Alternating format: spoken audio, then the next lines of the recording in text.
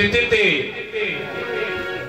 যে শিব ঠাকুরের মাথায় আপনারা জল ঢাললেন, ওই শিব ঠাকুর কোথায় আছেন জানেন মা?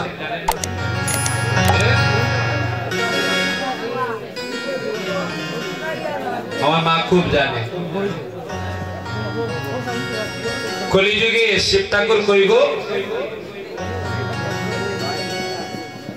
ওই যে পঞ্চতত্ত্বের বিগ্রহ আছে না এখানে, একেবারে মহাপ্রভুর ডান দিকে ওই যে দাড়িওয়ালা একজন মানুষ আছে না, ওই দাড়িওয়ালা মানুষটাই হলো তিন যুগের কৈলাসপতি মহাদেব হরিবল, যার জন্ম হয়েছে কলিযুগের সুনামগঞ্জের লাহুর পরগনার তাহিরপুর থানার নবগ্রামে, পিতা কুবের পণ্ডিত মাতা লাভা দেবীর গর্ভে, যার বাল্য নাম ছিল কমলাক্ষ এবং পরবর্তী নাম হয়েছিল অদ্বৈত আচার্য হরিবল। এই অদ্বৈত আচার্য তিনি যে কৈলাসপতি মহাদেব ছিলেন অনেকে জানে না। সেই কৈলাসপতি মহাদেব কলিযুগে মহাপ্রভুর সঙ্গে আসিয়া তিনিও প্রকাশ করলেন যে না, এবার আর যাগযজ্ঞ পূজার্চনা নয়, এবার সবাই হরিনাম সংকীর্তন করো।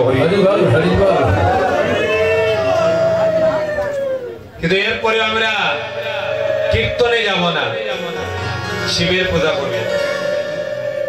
অনেকে আসছে না বাবা, কৃষ্ণ নাম গাইবে না, শিবের মাথায় জল ঢালবে। শিব এখন আর শিব হয়ে আসেননি মা, শিব এখন অদ্বৈত প্রভু এসেছেন। বর্তমানে তিনি যা বলছেন আমাদেরকে তাই করতে হবে। শিব ঠাকুর এবার অদ্বৈত আচার্য হয়ে বলছেন হরে নাম হরে নাম হরে নাম হইব কেবলম, বলে নাস্তৈব নাস্তৈব নাস্তৈব গতিরৈত্যথা হইব। কলিযুগে হরিনাম হরিনাম হরিনামই সার, হরিনাম বিনা কলির জীবের গতি নাই গতি নাই গতি নাই। শোনো মিশ্র কলিতায়ের কলিকালে নাই তপযজ্ঞ, নাই তপযজ্ঞ, যেই জনে কৃষ্ণ ভজে তার মহাভাগ্য। ওরে আসি আয়ো অদ্বৈতরাই সন্মুখে দেখিতে পাই। ওরে আসি আয়ো অদ্বৈতরাই সন্মুখে দেখিতে পাই। দেখো আসি আয়ো অদ্বৈতরাই সন্মুখে দেখিতে পাইনি, তাই গো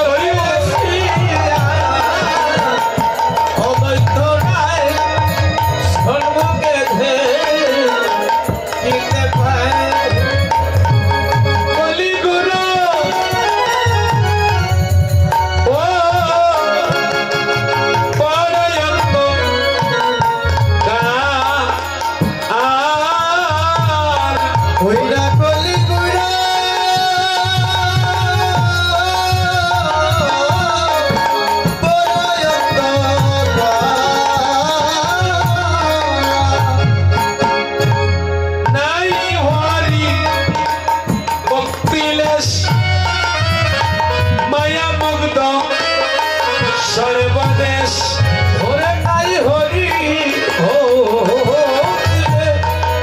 মায়া সর্বদেশ অদ্বৈত বলে জীবের করি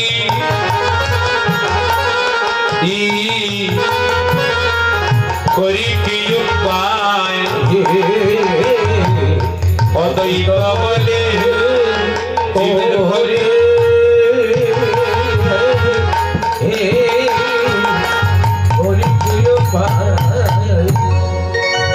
কলি জীবের কি হবে গতি, হরির জীবের কি হবে গতি, হরিনামে জীবের নাই রে মতি। কলি জীবের কি হবে গতি, ওই হরির নামে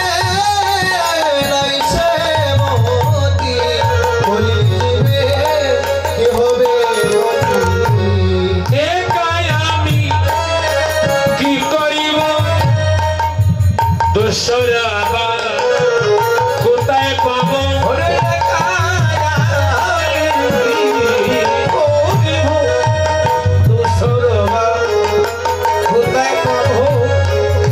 অদ্বৈত ভাবে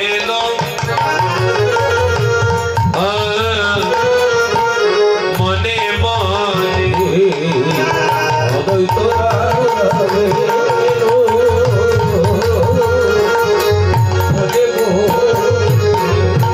অদ্বৈত প্রভু যার প্রথম নিবাস ছিল সুনামগঞ্জ লাহোর পরগনা তাহিরপুর থানা নবগ্রাম এবং পরবর্তীতে তিনি চলে যান নবদ্বীপের শান্তিপুরে হরিবল তিনি প্রথম কলিযুগের দুর্দশা দর্শন করলেন ও দাদা বর্তমান যুগের নাম কি আরেকটু বড় করে বলেন কলির যুগ এই যুগের নাম হচ্ছে কলিযুগ কলিযুগ কেমন বাবা কি বলে কলিযুগে কলিযুগের স্বভাব কেমন বাবা দেবেন কলিযুগে মায়ের বেশি কলিযুগে যারা সৎপথে চলে তারা বন্ধু খুঁজে পায় না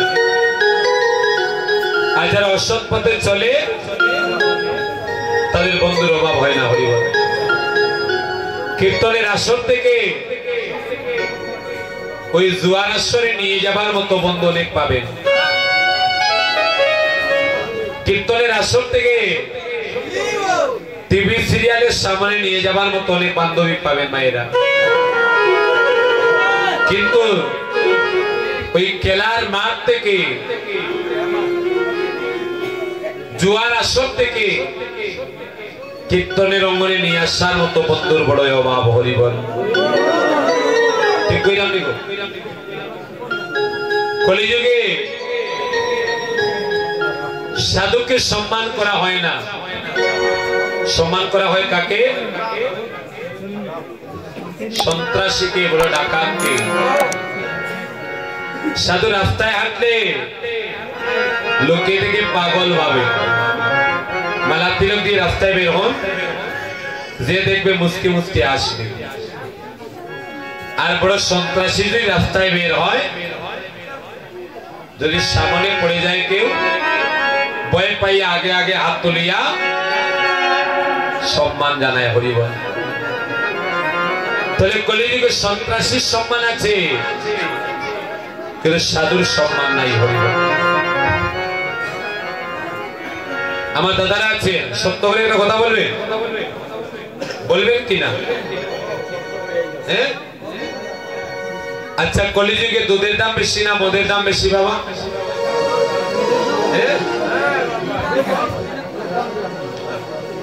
দুধের লিটার কত আর মদের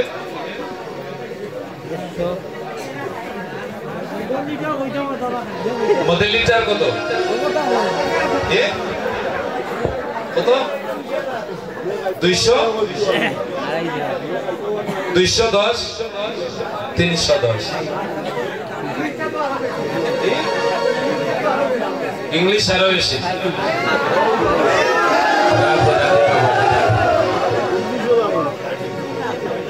তো আমি জানি না মায়েরাও জানে না এগুলোর দাম দর এবার বুঝতে পারলেন তো কলিযুগে দুধের মূল্য বেশি না মদের মূল্য বেশি গো মদের মূল্য বেশি দুধ বিক্রেতা গ্রামে গ্রামে ঘুরে বেড়ায় দুধ রাখবেন দুধ রাখবেন দুধ রাখবেন কে রাখে গো কেউ রাখতে চায় কিন্তু মদ বিক্রেতা কারো বাড়িতে যায় কাউকে ডাকে আমার দোকানে আয় ডাকে ডাকে না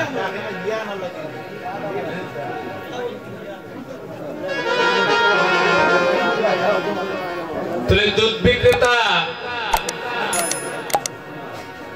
দুধ বিক্রি করতে চায় কিন্তু কেউ খেতে চায় না আর মদ বিক্রেতা লুকিয়ে ব্যবসা করে কিন্তু মানুষের লাইন সেখানে ছাড়ে না। হরি বল। দুধ খেলে শরীরে কি হয় গো? দুধ খেলে পুষ্টি হয়, আর মদ খেলে শরীর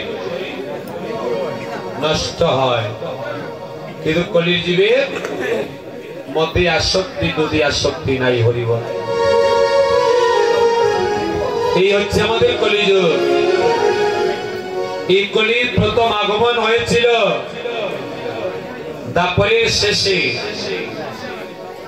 তখন রাজা ছিলেন মহাভারতের শেষ রাজা অর্জুন পুত্র অভিমন্যু, অভিমন্যুর পুত্র পরীক্ষিত। হরি বল। পরীক্ষিতের রাজ্যে সর্বপ্রথম কলির আগমন হয়। দেখেছিলেন কে? নারদ মুনির সঙ্গে ছিলেন কৃষ্ণ।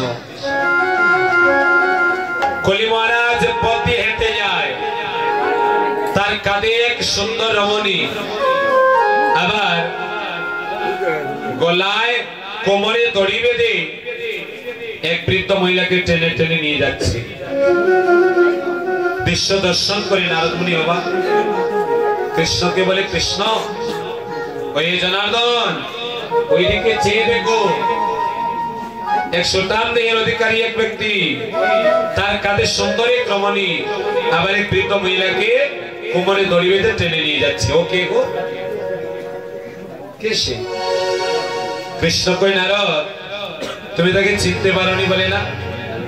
বলে সে আর কেউ নয়, সে হচ্ছে স্বয়ং কলি মহারাজ। হরি বল। সে কে গো?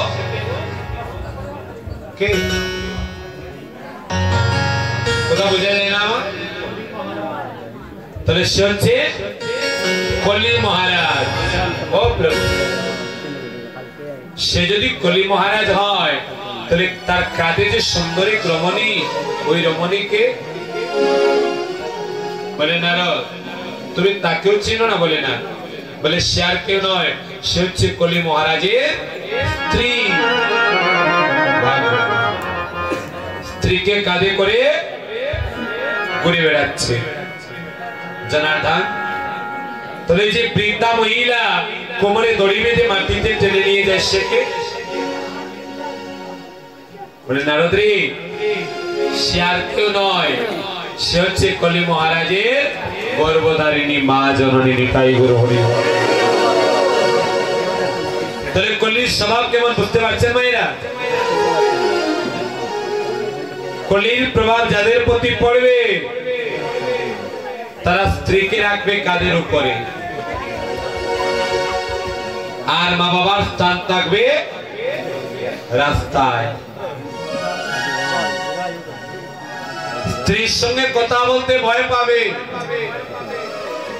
কিন্তু মা বাবার সঙ্গে কথা বলবে উচ্চ গলায়। এমনও হয় স্ত্রীর গায়ে হাত তুলতে ভয় পাবে, কিন্তু মা বাবার গায়ে হাত তুলতে ভয় পায় না। এমন হচ্ছে না আমার কলিযুগে? এমন হচ্ছে না? সবাই কি করে এমন? বলে না। বলে কলি যাদেরকে গ্রাস করে তাদের এমন অবস্থা হয়। বলি বল। কলি যাদেরকে গ্রাস করবে তাদের এমন অবস্থা হবে। তাহলে এখানে যারা আছেন, এখানে কলির প্রভাব মুক্ত না? এখানে কেউ কলি গ্রাস করে রেখেছে কাউকে?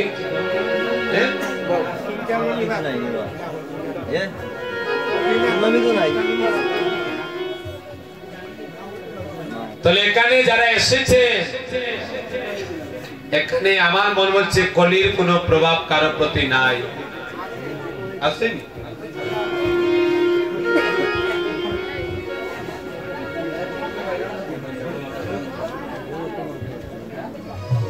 তো কীর্তন শুধু শুনলে হবে না, কীর্তনের আসরে আসছি আমি বড় ভক্ত, আর বাড়িতে গিয়ে আমি কলি মহারাজের বাবা। হরি বল।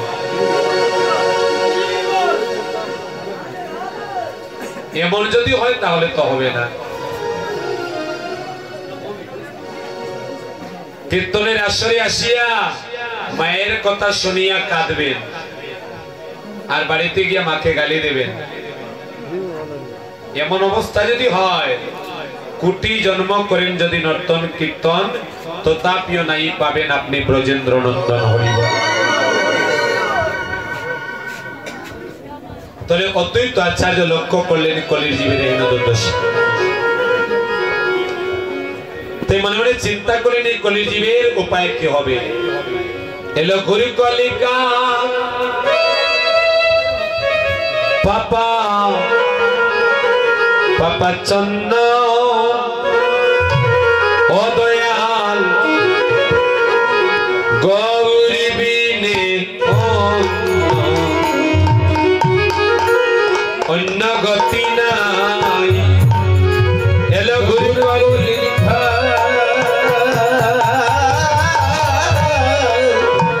পাপা পাপা চন্ন ও দয়াল গৌরী বিনে অন্য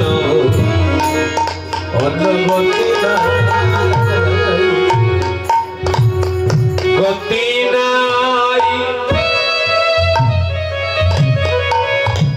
জীবের গতি নাই বাইরে, কলির জীবের আর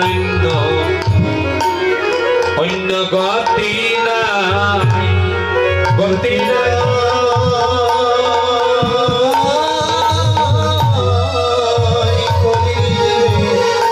আরে তো গতি না। তাই মনে মনে ভাবতে লাগলেন, যদি একজন দুষ্টর পেতাম তাকে সঙ্গে নিয়ে আমি কলিজি উদ্ধার করতাম। তাই দুষ্টর হয়ে এলেন। হেন কালে আচম্বিত হরিদাস উপনীত, হেন কালে আচম্বিত হরিদাস উপনীত, হরিদাস আরে দেখে হৃদয় উল্লাস, আরে দেখে হৃদয় উল্লাস।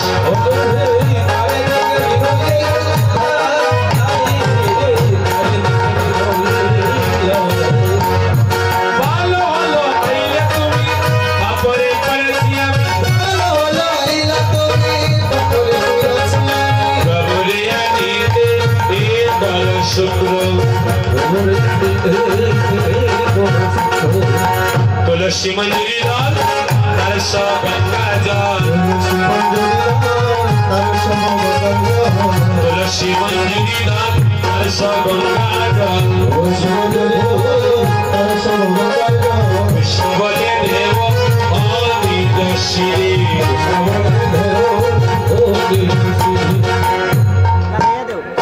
प्रभु हरिदास ठाकुर के लिए সিদ্ধান্ত নিলেন যে পরম প্রভুকে ধরাধামে আনতে হবে। 14 বছরের সাধনায় নয়নের জল তুলসীর দল দিয়ে মদন গোপালের আরাধনা করে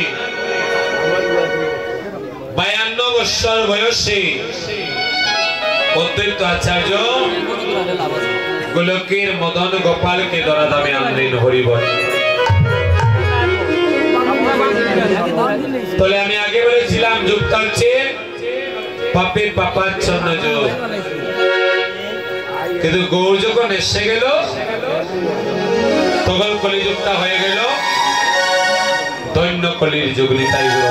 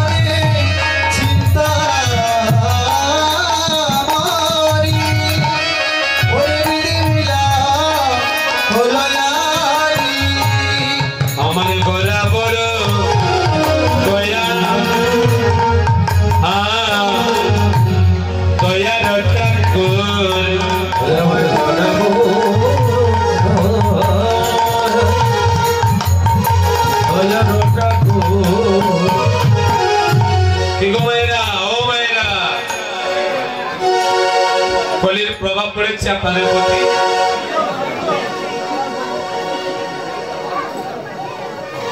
আর যারা পেছনে দাঁড়িয়ে আছে আমার মনে হচ্ছে কলি যেন আপনাদেরকে এখানে বসতে দিচ্ছে না। কলির পিছন থেকে আপনাদেরকে টেনে রাখছে, বসা যায় না দাদা। এখানে তো যারা আছে দেখতে পাচ্ছি না লাইটের আলো। এখানে আছেন কেউ? হ্যাঁ, যদি এখানে কেউ থাকে তাহলে বসছেন আসরে, একটু চাপিয়া বসবেন, চাপিয়া। কারণ পরবর্তী কীর্তনীয় তোমার দেবাশী দা অবিশ্বাস নিয়ে আসছে, অবিশ্বাসের আনন্দ আস্বাদন করবেন না। তাহলে চাপিয়া বসুন, পিছনে যারা আছে তাদেরকেও বসার জায়গা করে দিন। হরিবল। তাহলে ওই যে আমার বাবাজিকে বলেছিল না যে চিন্তামণির পাথর নিয়ে এসেছেন মহাপ্রভু। ভাই এটা খান। এবার মহাপ্রভু কলিযুগের জন্য চিন্তামণির পাথর নিয়ে এলেন।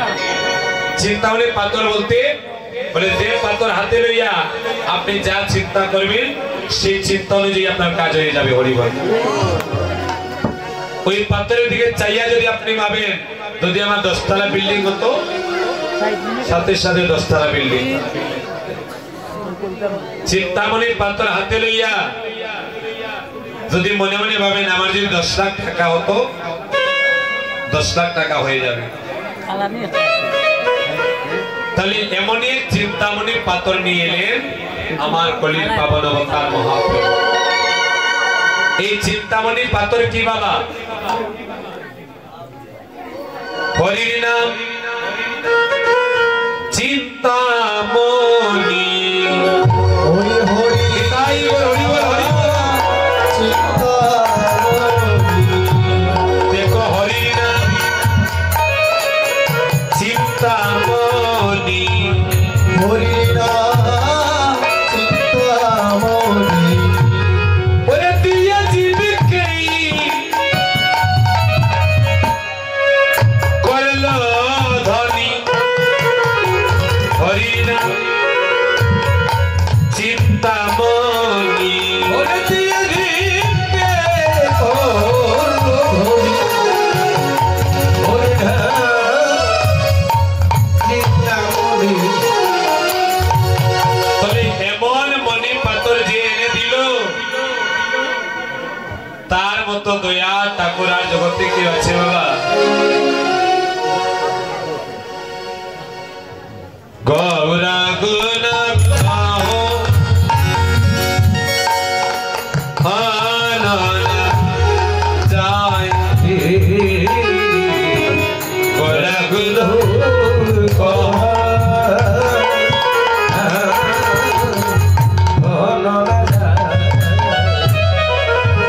কত শত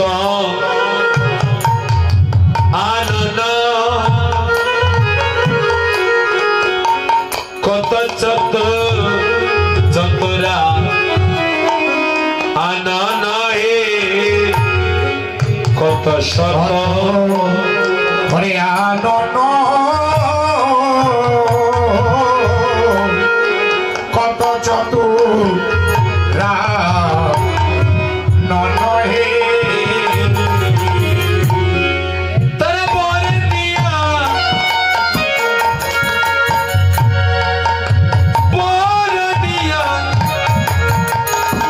ওর নাই পাই। তারা বরা দিয়া ওর নাই পাই। কত শত আনন্দ, কত চতুর আনন্দ তারা বর্ণী ওর নাই পায়। এমন গৌরবায় নদিয়াতে অবতীর্ণ। চারি বেৎসর দর্শন পড়িয়া যেই জন, সে যদি গৌরাঙ্গ নাই বজে, নিচে তার অতায়ন লোচন বীর জন, দর্পণে কিবা তার কাজে, বেদ গীতা কিছু না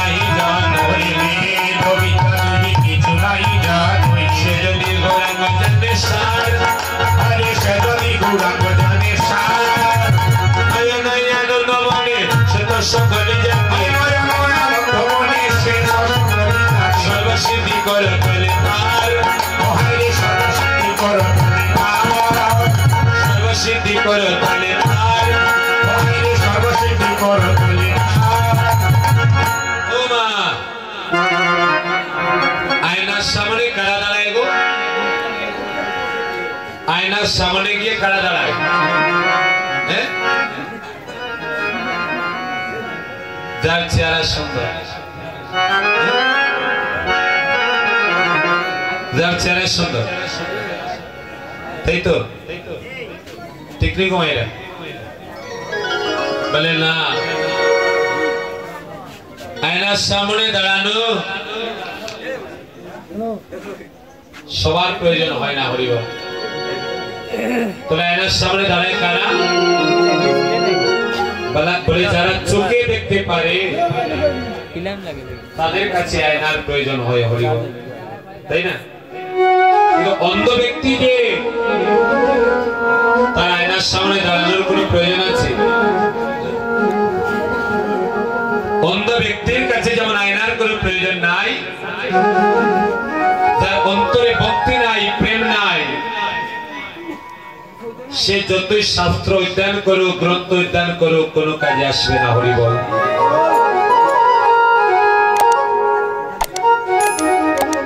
অন্ধ ব্যক্তির কাছে যেমন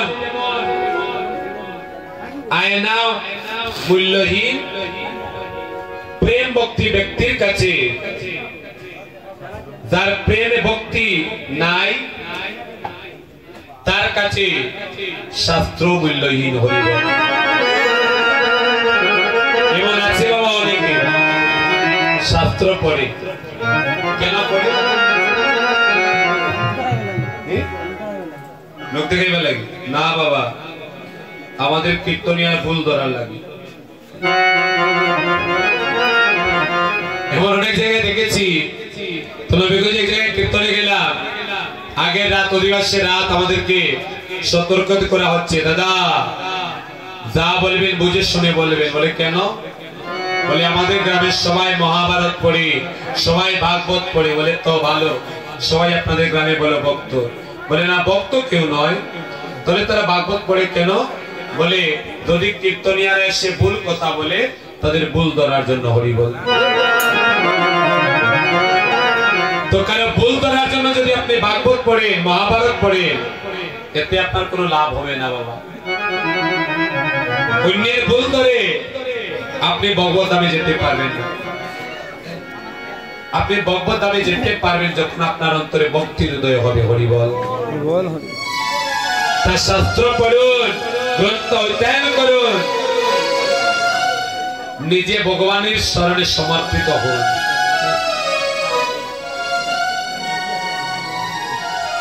তাই অন্ধ ব্যক্তির কাছে যেমন আয়নার প্রয়োজন হয় না যারা গৌর ভজন করে না তাদের কাছে শাস্ত্র অধ্যয়নের কোনো প্রয়োজন হয় না আবার হচ্ছে বেদ বিদ্যা দুই কিছু নারী জানহি সে বেদ পড়েনি তার জ্ঞান নাই বিদ্যা নাই তবে আমার মহাপ্রভুকে ভালোবাসে আনন্দ দাস বলছেন যে গৌরকে ভালোবাসে যে গৌরকে জানতে পারে এই জগতের সকল অজানাই তার জানা হয়ে যায় হরিবল যার প্রমাণ যদি আপনাদের গ্রামের কোন মূর্খ ব্যক্তি বাবা হঠাৎ করে তার মনে যদি ভক্তি হৃদয় হয় সে যদি বৈষ্ণব হয়ে যায় আপনার গ্রামে যারা ডিগ্রি অর্জন করেছে লেখাপড়া করে ডাক্তার হয়েছে তারাও কি করবে ওই বৈষ্ণবের চরণে গিয়ে মাথা ঠেকবে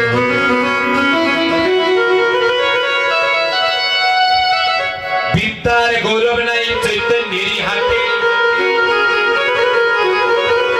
মূর্খ জনে বৈষ্ণব হইলে কত বিদ্যা নে কাটে তাহলে সেই গৌরকে আমরা পেয়েছি গৌরকে পেয়ে যারা আনন্দিত একবার হাত তুলবেন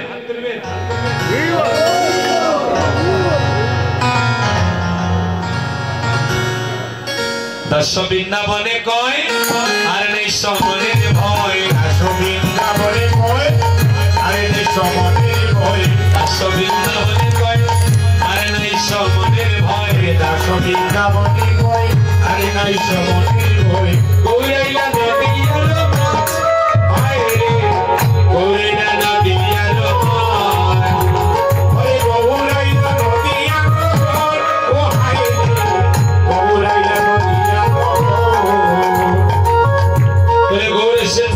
নবদ্বীপের মাঝে গৌর আগমনে গৌর এসেছেন বলে যারা ভয় পান একবার হাত তুলবেন হরি বল।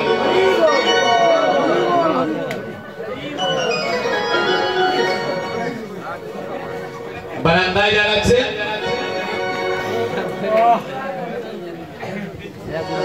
গৌর এসেছেন বলে যারা ভয় পান না একবার হাত তুলবেন হরি বল। বারান্দায় দুইজন আছে বাবা আমরা ভয় পাই বলেই তো আমরা লুকিয়ে আছি তারা হাত তুলছে না তারা লুকিয়ে দাঁড়িয়ে আছে তো গৌর এসেছেন বলে যাদের ভয় নাই সবাই মিলে তো হাত তুলবেন হরি বল। জীবের ভয় নাই ভয় নাই আদায় গেল জীবের ভয় নাই ভয় নাই আদায় গেল ভয় নাই ভয় নাই আদায় গেল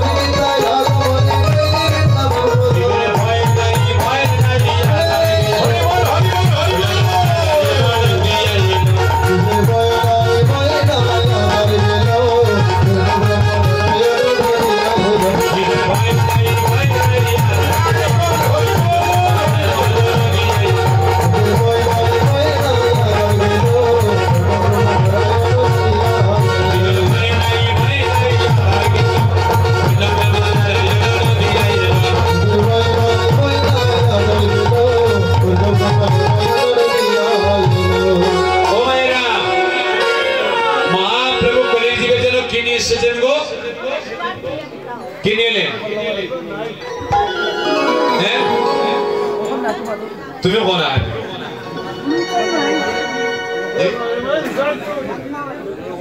কি নিয়ে এসেছেন তো মহাপ্রভু নাম বলে না নাম যুগে যুগে ছিল বাবা সত্য যুগে তার উপরে নাম ছিল ত্রেতায় তার উপরে নাম ছিল দাপর যুগে তার উপরে নাম ছিল কলি যুগে তার উপরে নাম আছে তাহলে কলি যুগে মহাপ্রভু কে নিলেন বলে অনর্পিত চরিম চিরা করুণা অবতীর্ণ কলো সমর্পিত মন্নত চলের শান সভক্তি শ্রিয়ম পরিপূর্ণ সুন্দর দুটি কদম সন্দীপিত সদা হৃদয় স্কন্দর স্ফুরত বাস চিরন্ত মহাপ্রভু কলি যুগের জন্য প্রেম সম্পদ নিয়ে এলেন হরি বল। মহাপ্রভু লক্ষ্য করলেন কলির জীবের মাধ্যমে সবচেয়ে বড় যেটার অভাব সেটাই হলো প্রেম। প্রেমের অভাবের কারণে মানুষ মানুষকে ভালোবাসে না। প্রেমের কারণে রাষ্ট্রে রাষ্ট্রে হানাহানি ধর্মে ধর্মে হানাহানি গ্রামে গ্রামে হানাহানি মারামারি ভাইয়ে ভাইয়ে মারামারি প্রেমের অভাব। মাতা পিতার প্রতি সন্তানের প্রেম নেই স্বামীর প্রতি স্ত্রীর প্রেম নেই তাই প্রেম শূন্য ধরণীতে এবার প্রেম নিয়ে এসেছেন আমার মহাপ্রভু। এই গৌর প্রেম যদি লাভ করবেন সেদিন আপনি প্রকৃত মানুষ হতে পারবেন। যেদিন মানুষ হয়ে মানুষকে ভালোবাসতে পারবেন সেদিনই মনে করবেন গৌর হরির হরিনাম সংকীর্তন প্রচার করা সার্থক হয়েছে। শুধু কীর্তন করলে হবে না, শুধু হরিনাম জপ করলেই হবে না, আগে হিংসা নিন্দা অভিমান ছাড়তে হবে, অন্তরে প্রেমের জন্ম আসতে হবে।